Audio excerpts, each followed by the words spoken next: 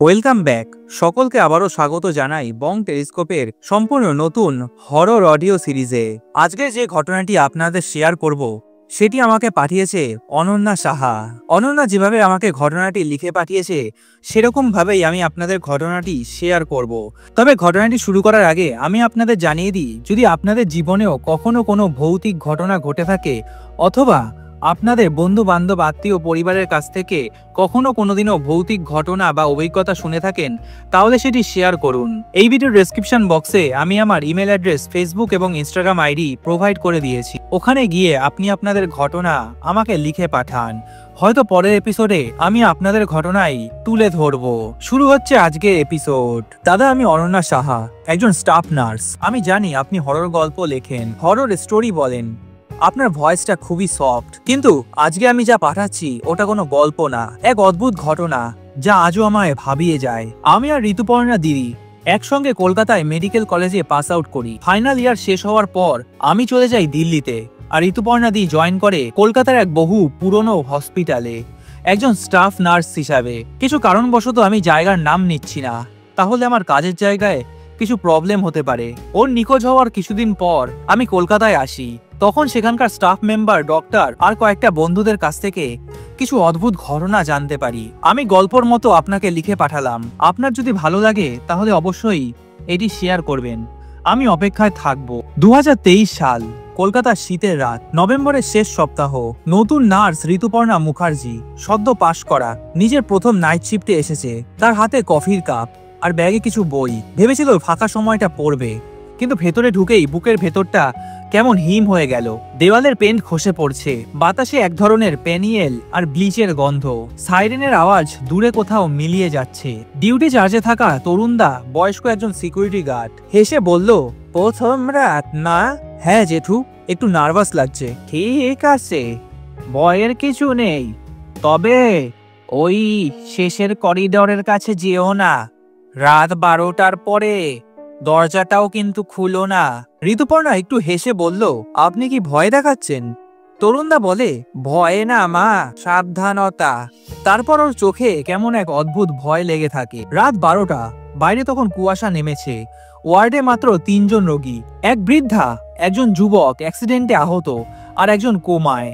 হঠাৎই মনিটরে একটা beep beep শব্দ হয়ে শব্দটা থেমে যায়। ঋতুপর্ণা দৌড়ে গিয়ে দেখে বেড নম্বর 3-এর রোগীটা মারা গেছে। ডক্টর আসে, নোট করে টাইম অফ ডেথ 12:14 AM। সব নীরব হয়ে যায়।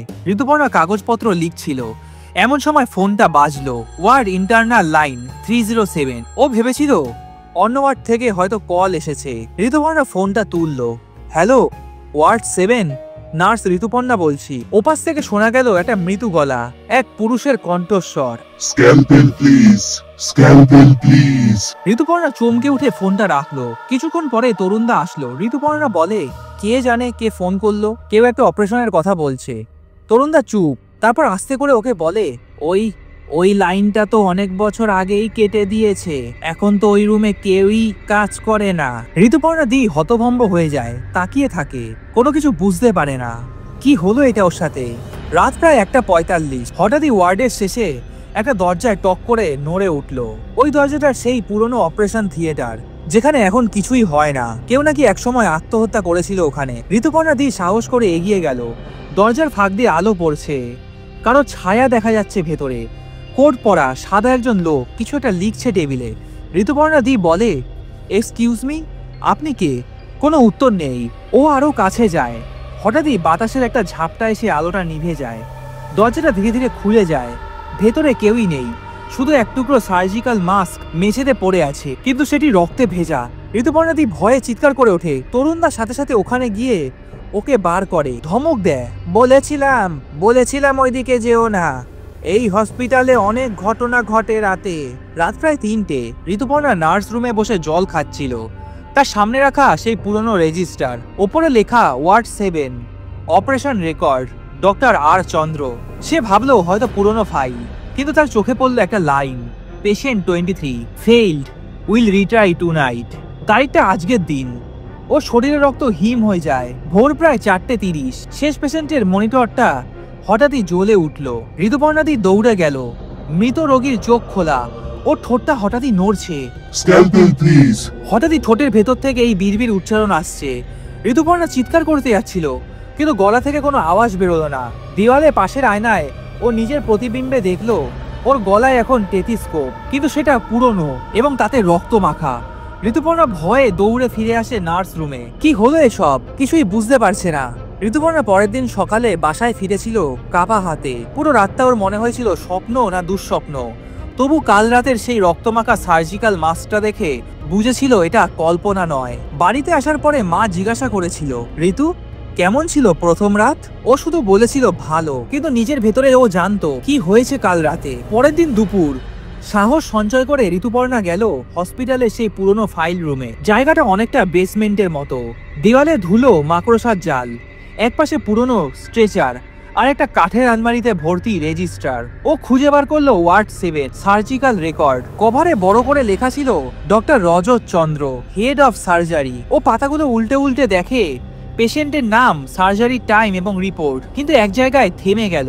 একই নাম বারবার লেখা, পেশেন্ট নম্বর 23। তারপর হঠাৎই শেষ পাতায় লেখা লাল কালিতে কিছু লাইন, আজ রাতে আমি চেষ্টা করব শেষবারের মতো। যদি ব্যর্থ হই আমাকে ক্ষমা করো মা, আমি আমার হাতের ভুল আর ঢাকতে পারবো না। তার নিচে সই ছিল ডক্টর রজত চন্দ্র। ওই মুহূর্তে দরজার পেছন থেকে একটা হালকা শব্দ এলো। ঋতুপর্ণা ঘুরে তাকালো, কিন্তু কেউ নেই। ঋতুপর্ণা ভয় পেয়ে যায়। তবে ঋতুপর্ণাদি একটু সাহসী ছিল। রাতেও আবার ডিউটিতে এলো। তরুণদা ওকে দেখেই বলে, তুমি আবার এসেছো? হ্যাঁ, ডিউটি তো আছে। তরুণদা কিছু বলতে গিয়েও থেমে গেল। তার চোখে ছিল ভয়। রাত 1টা, ওয়ার্ড 7 ছিল নিস্তব্ধ। হঠাৎই ইন্টারকম বেজে উঠলো, লাইন 007, ওটি রুম। ঋতুপর্ণা সাহস করে ফোনটা তুললো। ওপাশ থেকে খুব একটা পরিষ্কার গলা শুনতে পেল, Nurse Ritu, bring the notebook. ওর শরীরটা ঠান্ডা হয়ে গেল। কে জানে ওর নাম আর ওই নোটবুকের কথা। ও খাতাটা হাতে নিয়ে করিডর ধরে এগোতে লাগলো। বাতাসটা হঠাৎই ভারী হয়ে উঠেছে। হাঁটতে হাঁটতে ওটি রুমের দরজার সামনে পৌঁছে গেল ঋতুদি। ভেতরে কারো ছায়া দেখা যাচ্ছে। একজন পুরুষ সার্জিক্যাল গাউন পরে টেবিলের উপর ঝুঁকে আছে। ওর পাশে একটা মৃতদেহ ঢাকা আছে সাদা চাদরে। ওপাশ থেকে ডাক আসছে, You are late again. Hurry up. Rituparna ভয়ে কাঁপতে কাঁপতে বলে, আপনি কে? লোকটা মাথা তুলে তাকায়। মুখে সার্জিক্যাল মাস্ক, কিন্তু চোখে একটা অদ্ভুত ফাঁকা দৃষ্টি। এক মুহূর্তের জন্য আলোটা ঝলসে ওঠে। চোখের কোণে রক্ত জমে আছে, মুখটা আধ ভেজা। আমি ডক্টর রাজত চন্দ্র। তুমি তো আমার নোটবুক এনেছো। আজকে রাতের সার্জারি আমাকে শেষ করতেই হবে। আমার হাতে বেশি সময় নেই। আর এই কথাটি শোনার পরেই ও পেছনে ঘুরে পালাতে যাচ্ছিল, কিন্তু দরজাটা তখনই বন্ধ হয়ে যায়। ভেতরের আলোটা নিভে গেল। কেবল টেবিলের ওপর মৃতদেহটা নড়ছে। চাদরটা ধীরে ধীরে সরে গেল। ওই মুখটা একদম গত রাতের সেই মৃত রোগীটার মতো। পেশেন্ট নম্বর 23। রোগীর বুকে ছুরি বিঁধে আছে, কিন্তু শরীরের দাগগুলো পুরো নতুন। হঠাৎই ও চোখ খুলে বলল, Scalpel, please. ঋতুপর্ণা চিৎকার করে উঠল। দরজায় ধাক্কা মেরে বেরিয়ে এলো করিডরে। হঠাৎই তরুণদা দৌড়ে এলো, কিন্তু ও তখন কাঁপছে। তরুণদা ওর দিকে তাকিয়ে ফিসফিস করে বলে, তুই কি আবার এখানে একা একা এসেছিস? আবার কি তুই নোটবুকটা খুলেছিস? হ্যাঁ তরুণদা, কিন্তু কেন? ওই খাতাটা অনেক বছর আগে পুড়িয়ে ফেলার কথা ছিল, কিন্তু কেউ তা পারেনি, কারণ ওটা যে খোলে সে নিজেই হয়ে যায় পরের পেশেন্ট নম্বর 23। এরপরে ঋতুপর্ণার আর কিছুই মনে নেই। ভোরে ওর ঘুম ভাঙলো হসপিটালের বেডে। ডক্টর বলল, তুমি অজ্ঞান হয়ে গিয়েছিলে গত রাতে 3টের দিকে। আমরা ওটি রুমের সামনে থেকে তোমায় অজ্ঞান অবস্থায় পাই। ও চোখ মেলে দেখে ওর হাতের পাশে রাখা আছে সেই পুরনো নোটবুক। শেষ পাতায় লাল কালি দিয়ে লিখেছিল কেউ, next attempt tonight by nurse Ritu. ওর বুকটা ধকধক করতে থাকে। বাইরে আবার সাইরেন বাজছে। হয়তো কেউ আবার মারা গেছে। আর দূর থেকে কারো কণ্ঠ ভেসে আসছে, Scalpel, please. ঋতুপর্ণা আর এসব নিতে পারছিল না। এখানে জয়েন হওয়ার পর অদ্ভুত সব ঘটনা ঘটছে। ঋতুপর্ণা 3 দিন ধরে কাজে আসেনি। হসপিটাল থেকে ছুটি নিয়েছে, কিন্তু রাতে সে ঘুমাতে পারেনি। ওর মাথায় ঘুরছে সেই নোটবুকের শেষ লাইনটা, next attempt tonight by nurse Ritu. তবু ভেতরে ভেতরে একটা অদ্ভুত টান, যেন কেউ ওকে ডেকে নিয়ে যাচ্ছে আবার সেই ওয়ার্ড 7-এর দিকে। রিজেন্ট পার্কের বাসা থেকে রাত 11টা নাগাদ হঠাৎই ফোন এলো। অপর প্রান্তে হসপিটালের সুপারভাইজার মিতালি সেন। ঋতু, ওয়ার্ড 7-এ একটা অদ্ভুত ঘটনা ঘটেছে। ক্যামেরাগুলো নিজের থেকেই অন হয়ে গিয়েছে। ওটি রুমে কেউ নেই, কিন্তু লাইটটা জ্বলছে।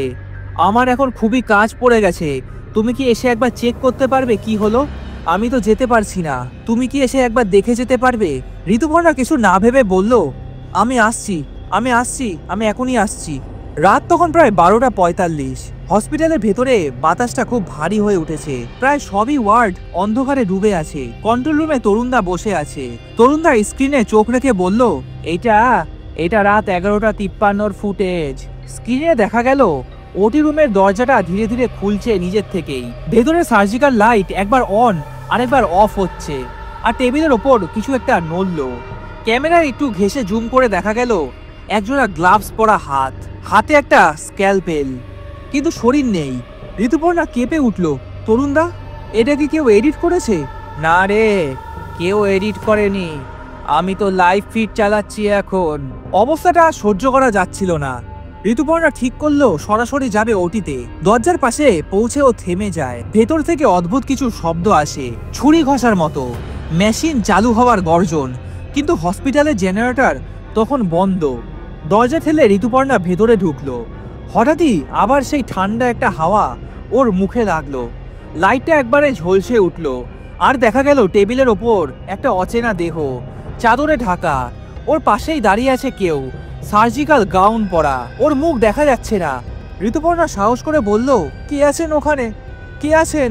লোকটা ধীরে ধীরে আবার ঘুরে তাকালো। চোখের নিচে একটা লালচে দাগ, মুখে মাস্ক, কিন্তু মুখটা খুবই চেনা। ডক্টর রজত চন্দ্র। সে বলছে, আজ আমার অপারেশন শেষ হবে ঋতু। শেষবার আমি ভুল করেছিলাম, কিন্তু এবার তুমি থাকবে আমার সঙ্গে। এবার তুমি থাকবে, আজকেই শেষ হবে আমার অপারেশন। ঋতুপর্ণা এই ঘটনাটি দেখার পরে আবারও পেছনে সরে গেল, কিন্তু তখনই দরজাটা আটকে গেছে। লাইটটা নিভে গেল। মেশিনের মনিটরে শব্দ উঠল, যেন মৃতদেহের হার্টবিটটা ফিরে এসেছে। ঋতুপর্ণা টর্চ জ্বালালো, দেখলো টেবিলের দেহটা কাঁপছে। চোখটা খুলে ফেললো, ওর মুখে ফিসফিস আবার সেই শব্দ, কাট ডিপার ডক্টর, কাট ডিপার। ঋতুপর্ণা ভয়ে পেছনে হেঁটে দেওয়ালে লেগে গেল, কিন্তু ঠিক তখনই টেবিলের ওপরে রাখা খাতাগুলো খুলে গেল নিজের থেকেই। পাতাগুলো উড়ছে, শব্দ হচ্ছে। এসব দেখে ঋতুপর্ণা দিয়ে চিৎকার করে উঠল, কিন্তু ঠিক তখনই দরজার বাইরে পুলিশি সাইরেন বেজে ওঠে। তারপর সবকিছুই নিস্তব্ধ। পরের দিন সকালে হসপিটাল জুড়ে খবর ছড়ালো। সিসিটিভি ফুটেজে দেখা যায় রাত 1:30 ঋতুপর্ণা ওটি রুমে ঢুকছে। তারপরে লাইট ফ্ল্যাশ, ধোঁয়া আর কিছু অস্পষ্ট ছায়া। ঋতুপর্ণা দি মারা যায় হার্ট অ্যাটাকে। হসপিটালের রিপোর্টে লেখা, on duty nurse Rituparna suddenly passed away. কিন্তু কন্ট্রোল রুমে তরুণদা বলে, আমি ওকে এখনো দেখি মাঝরাতে ওটি রুমে ঢুকতে। ও বলে, স্ক্যালপেল প্লিজ। তারপর সবকিছুই নিস্তব্ধ হয়ে যায়। ঋতুপর্ণা দি অদ্ভুতভাবে মারা যায়। সবাই বলে এটা হার্ট অ্যাটাক, হয়তো ভয়ঙ্কর কিছু ঘটেছে সেই রাতে। এই ঘটনার কিছুদিন পরেই হসপিটালে নতুন ইন্টার্নার্স সুহানা জয়েন করে। সুহানা একইভাবেই ওয়ার্ড 7-এর পাশ দিয়ে যাচ্ছিল, দেখলো এক কোণে বসে আছে কেউ। সে বসে বসে খাতায় কিছু একটা লিখছে, চুলটা খোলা। সুহানা হেসে বলল, এক্সকিউজ মি, আপনি কে? সেই মহিলাটি হঠাৎই মুখ তুলে হাসলো। ওই হাসিটা ভয়ঙ্কর চেনা, চোখে ফাঁকা দৃষ্টি। ওর গলায় ঝুলছে একটা নেম ট্যাগ, তাতে লেখা ছিল নার্স ঋতু, ডিউটি অনগোয়িং। সুহানা সম্প্রতি এই হসপিটালে জয়েন করেছে, সবে 1 সপ্তাহ হলেও কাজ শুরু করেছে, কিন্তু সবাই তাকে সাবধান করে দিয়েছে, ওয়ার্ড 7-এ রাতে একা যেও না। ওখানে 1 বছর আগে যা ঘটেছিল এখনো শান্ত হয়নি। সুহানা ভেবেছিল এগুলো সবই গুজব, কিন্তু আজ রাতটা ওর নাইট শিফট ছিল, আর হঠাৎই ডিউটি চার্টে দেখলো ওয়ার্ড 7 ইমার্জেন্সি অ্যাসিস্ট। ওর বুকটা কেঁপে উঠলো। রাত তখন 2:45। পুরনো করিডর পেরিয়ে ও এগোতে লাগলো সেই কুখ্যাত ওয়ার্ডের দিকে। হাওয়ায় এক ধরনের স্যাঁতস্যাঁতে গন্ধ। ঘড়িতে তখন 3টে বাজতেই ওটি রুমের লাইটটা একসাথে জ্বলে উঠলো। ভেতরে সার্জিক্যাল ল্যাম্প জ্বলছে, টেবিলের ওপর একটা চাদর ঢাকা দেহ, ঠিক যেমন ঋতুপর্ণা দি দেখেছিল, আর তার পাশেই সার্জিক্যাল ট্রে সাজানো। সুহানা ধীরে ধীরে ঢুকলো। একটা ঠান্ডা হাওয়া ওর মুখে লাগলো। হঠাৎই টেবিলের পাশে রাখা মনিটরে সিগন্যাল উঠলো। সুহানা চমকে ঘুরে তাকালো। তখনই দেখতে পায় একটা ছায়া, সার্জিক্যাল গাউন পরে ওর পেছনে দাঁড়িয়ে আছে। মুখটা দেখা যাচ্ছে না, কিন্তু গলার নিচে টেলিস্কোপটা ঝুলছে। লোকটা একবার নীরবে হাত বাড়ালো, ট্রের থেকে একটা স্ক্যালপেল তুলে নিল, আর ঠিক সেই মুহূর্তে টেবিলের দেহটা কাঁপতে শুরু করলো। সুহানার এসব দেখে চোখটা বড় হয়ে গেল। সুহানা কাপা গলায় বলল, ডক্টর বাবু, এই রোগী তো মৃত। হঠাৎই ডক্টর উত্তর দিলেন, কেউ মৃত নয় এখানে, আমরা কেবল পুরোনায় পরীক্ষা করছি। এই কথাটা বলেই লোকটা ছুরি চালালো দেহটার বুকে। টিস্যু কেটে যাওয়ার শব্দে গোটা রুমটা ভরে গেল। রক্ত নেই, কিন্তু একটা কালচে তরল বেরোচ্ছে। ওটার গন্ধে সুহানার চোখটা জ্বালা করে উঠল। মনিটরের লাইনে তখনও একটা শব্দ হচ্ছে, যেন হৃৎপিণ্ডটি আবার চলছে। পরের দিন সকালে কন্ট্রোল রুমে তরুণদা একটা ফুটেজ পেল। দেখে স্তব্ধ হয়ে গেল। ক্যামেরায় দেখা যাচ্ছে রাত 3টে থেকে 3:23 পর্যন্ত সুহানা একা ওটি রুমে ঢুকেছে। এরপরে লাইট ফ্ল্যাশ, আর রুমের ভেতরে একটা দ্বিতীয় ছায়া দেখা যাচ্ছে। শেষ ফ্রেমে দেখা যায় সুহানা ওটি রুম থেকে বেরোচ্ছে, হাতে একটা স্ক্যালপেল ধরা। সকাল 7টা। সুহানা চুপচাপ নার্সদের রুমে এসে বসে। ওর মুখে ফ্যাকাশে ভাব, চোখে লালচে রেখা। সহকর্মী নীলা তাকে জিজ্ঞাসা করলো, তুই ঠিক আছিস তো? রাতের ডিউটি কেমন গেল? সুহানা ধীরে ধীরে বলল, ডক্টর রজত ফিরেছেন, তিনি এখনো কাজ শেষ করেননি। সহকর্মী নীলা ভয় পেয়ে যায়। কি বলছিস এসব? তুই কি সত্যি ওই ওয়ার্ডে ঢুকেছিলিস? ওখানে তো আমাদের অ্যালাউ নেই। তারপর ওর ব্যাগ থেকে একটা জিনিস বের করে বলল, এটা একটা পুরনো সার্জারি নোটবুক। শেষ পৃষ্ঠায় লেখা ছিল, নেক্সট অ্যাসিস্ট্যান্ট সুহানা। এসব দেখে সুহানার বুকের ভেতরটা কাঁপুনি ধরল। ডিউটির সময় শেষ হয়ে গিয়েছিল, তবুও ও হসপিটাল ছাড়লো না। মনে হচ্ছিল কেউ যেন ওর মাথার ভেতরে ফিসফিস করছে। যেও না, চলে গেলে ওর কাজ অসম্পূর্ণ থাকবে। রাত তখন 2:40। ওয়ার্ড 7-এর পাশে করিডোরে বাতাসটা ভারী অদ্ভুত। ওয়ার্ড 7-এর দরজার সামনে একটা সাইনবোর্ড ঝুলছে, restricted area, under investigation. Suhana ভেতরে ঢুকে থেমে গেল।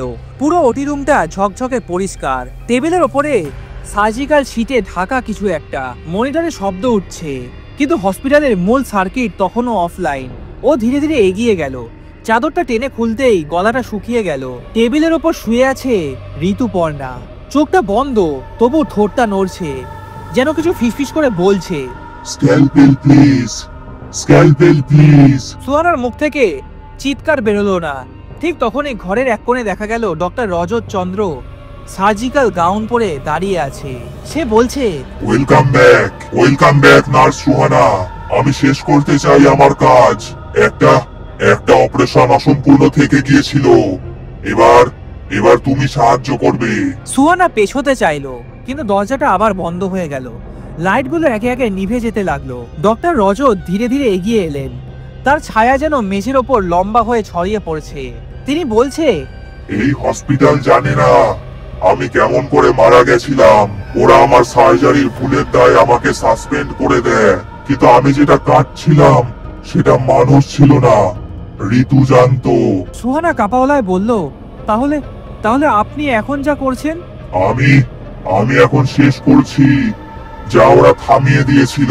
এই কথাটা বলেই ডক্টর রজত ওর হাতে একটা স্ক্যালপেল তুলে দিলেন। হাতটা বরফের মতো ঠান্ডা। ওর কানের কাছে নিঃশ্বাস ফেললেন। জাস্ট ওয়ান কাট, ডিপার। মনিটরে তখন একটা দ্রুত শব্দ হচ্ছে, একটা ভিপ ভিপ শব্দ। টেবিলের ওপরে ঋতুপর্ণার দেহটা কাঁপতে শুরু করেছে। ঋতুপর্ণা চোখটা খুলে ফেললো।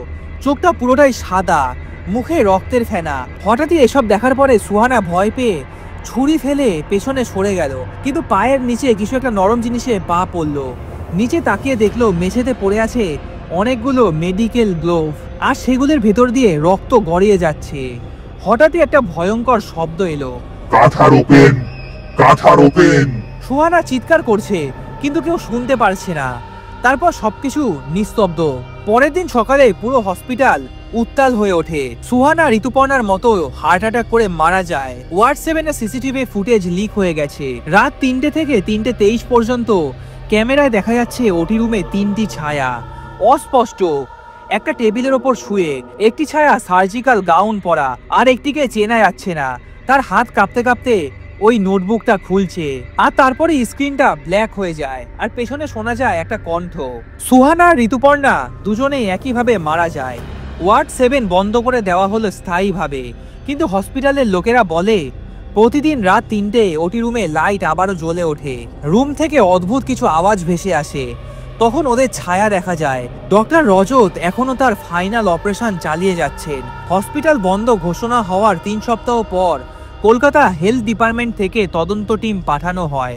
টিমের নেতৃত্বে ছিলেন ডক্টর অরিন্দম মিত্র, আমার স্যার, একজন ফরেন্সিক স্পেশালিস্ট। তিনি হসপিটালে পুরনো রোগীর রেকর্ড ঘেটে অদ্ভুত কিছু বিষয় খুঁজে পান। ওয়ার্ড 7-এর নিচের বেসমেন্টে একটা সিল করা ফাইল রুম ছিল, যেখানে 1987 সালের পুরনো রেকর্ড আজও রাখা ছিল। সেখানে ধুলোমাখা এক ট্রাঙ্কের ভেতর থেকে ওরা খুঁজে পেল একটা চামড়ার ফাইল। ডক্টর অরিন্দম প্রথম পাতা খুলতেই দেখলেন পুরনো সার্জারি নোটে লেখা আছে, to restart the heartbeat beyond death, subject code R07। রাতটা গড়িয়ে গেল। তদন্ত টিমের 3 জন সদস্য তখন বেসমেন্টে দাঁড়িয়ে নথি পড়ছিলেন। হঠাৎই ওপর থেকে একটা ইলেকট্রিক বোর্ডের আওয়াজ এলো। ডক্টর অরিন্দম হাঁপাতে হাঁপাতে বললেন, এই হসপিটাল তো বন্ধ, জেনারেটরও অফ করা। একজন সহকারী বললেন, স্যার আপনি তো শব্দটা শুনেছেন, মনে হচ্ছে ওটা ওটি রুম থেকে আসছে। তারা সিঁড়ি বেয়ে ওপরে উঠল। ওয়ার্ড 7-এ দরজার সামনে এসে দাঁড়ালো। দরজাটা সামান্য খোলা, আর ভেতর থেকে হালকা একটা আলো ছিটকে আসছে। ভেতরে ঢুকতেই ওরা দেখলো টেবিলের ওপরে রোগীর একটা দেহ রাখা, চাদর দিয়ে ঢাকা। কোনো স্টাফ নেই, কোনো ডিউটি চার্ট নেই, কিন্তু যন্ত্রগুলো সবকটা চালু। মনিটরে লেখা operation in progress, phase 4। Doctor Arindam দেহের কাছে এগিয়ে গেলেন। চাদরটা তুলতেই এক মুহূর্তে তিনি স্থির হয়ে গেলেন, কারণ দেহটা ছিল তার নিজের সহকর্মী দীপঙ্করের, যে কিছুক্ষণ আগেই তার সাথে ছুটে এসেছিলেন এই রুমে। এটা দেখার পর ডক্টর অরিন্দম ছুটে বেরিয়ে আসে হসপিটাল থেকে। বেরিয়ে আসার পরে তার ফোনে একটা ফোন আসে। স্যার, আপনি তো একা একা চলে গেলেন, আমি তো এখনো বেসমেন্টে অপেক্ষা করছি, আপনি কোথায়? ডক্টর অরিন্দম দৌড়ে বেসমেন্টে যায়। সেখানে গিয়ে দেখে দীপঙ্কর দাঁড়িয়ে আছে। তিনি দীপঙ্করকে দেখে বলে, এখনই বেরাও, আমি তোমাকে মৃত দেখেছিলাম ওপরে, চলো, এখানে কিছু ঠিক নেই। এই ঘটনাটি ঘটে যাওয়ার পর তারা বেরিয়ে আসে ওই হসপিটাল থেকে। ডক্টর অরিন্দম এই ঘটনার পর একদম চুপচাপ হয়ে যায়। এই ঘটনার পরে ওয়ার্ড 7 পুরোপুরি সিল করে দেওয়া হলো। তবু রাত নামলে দেখা যায় জানলার ভেতর থেকে সার্জিক্যাল লাইট জ্বলে ওঠে, আর কারো কানে ভেসে আসে, স্ক্যালপেল প্লিজ। 2025 সালের মাঝামাঝি সময় রিপোর্টে আবার খবর প্রকাশিত হয়। কলকাতার সেই পরিত্যক্ত হসপিটালে অদ্ভুত আলো দেখা যায়। লোকেরা দাবি করে রাত 3টের সময় কেউ অপারেশন করছে। কিছু অদ্ভুত শব্দ শোনা যায়। স্থানীয়দের মতে বলা হয় ওখান থেকে মাঝে মাঝে বের হয় একটা মহিলা নার্স, হাতে একটা ফাইল, মুখে একটা হাসি, গলায় একটা নেম ট্যাগ ঝোলানো থাকে, নার্স ঋতু, ডিউটি অনগোয়িং। তার পেছনে দেখা যায় একটা ছায়াময় পুরুষকে, যার ঠোঁটে একটাই কথা, দি অপারেশন নেভার এন্ডস। এরপর শেষে হসপিটালটা বন্ধ করে দেওয়া হয়। বাইরে একটা বড় করে সাইনবোর্ড ঝুলিয়ে দেওয়া হয়, danger zone. This story based on real urban legends around a closed hospital. The case file project 23 remains missing till date. দাদা, এই ছিল আমার জীবনের ভয়ঙ্কর একটা ঘটনা, যেটা আমি আমার স্যারের কাছ থেকে শুনতে পাই। এছাড়া ঋতুপর্ণা দির মারা যাওয়ার পর আমি 3 মাসের জন্য কলকাতায় গিয়ে কিছু বন্ধু বান্ধব এবং স্টাফদের কাছে অদ্ভুত এসব ঘটনা আমি জানতে পারি। আমি জানি না এটা কতটা সত্য, আমার কোনো উত্তর জানা নেই। যদি ঘটনাটি ভালো লেগে থাকে তাহলে অবশ্যই শেয়ার করবেন। আমি এখন দিল্লিতে থাকি, পরে যদি আরো ভালো ভালো ঘটনা পাই আমি আপনাকে অবশ্যই শেয়ার করব। তবে এই ঘটনাটি আমার জীবনে সবথেকে ভয়ঙ্কর অধ্যায় হিসাবে চিরকাল থেকে যাবে। অসংখ্য ধন্যবাদ অনন্যাকে এত ভয়ঙ্কর একটা ক্রিপি ঘটনা শেয়ার করার জন্য। আমি তো বলি সত্যি, কিছু কিছু জিনিসের কখনো কোনোদিনও উত্তর পাওয়া যায় না। আপনাদের কেমন লাগলো অনন্যার পাঠানো আজকের ঘটনা? কমেন্ট করে অবশ্যই জানান। আর হ্যাঁ, আপনারাও যদি চান অনন্যার মতো আমাকে ঘটনা পাঠাতে, তবে এই ভিডিও ডেসক্রিপশন বক্সে আমি আমার ইমেল অ্যাড্রেস, ফেসবুক এবং ইনস্টাগ্রাম আইডি প্রোভাইড করে দিয়েছি। ওখানে গিয়ে আপনি আপনাদের ঘটনা আমাকে শেয়ার করুন। হয়তো নেক্সট এপিসোডে আমি আপনাদের ঘটনাই তুলে ধরবো। ভালো থাকবেন এবং সুস্থ থাকবেন। আর হ্যাঁ, কমেন্ট করে কিন্তু অবশ্যই জানাবেন কেমন লাগলো অনন্যার এই ঘটনাটি। খুব শীঘ্রই দেখা হবে নেক্সট এপিসোডে।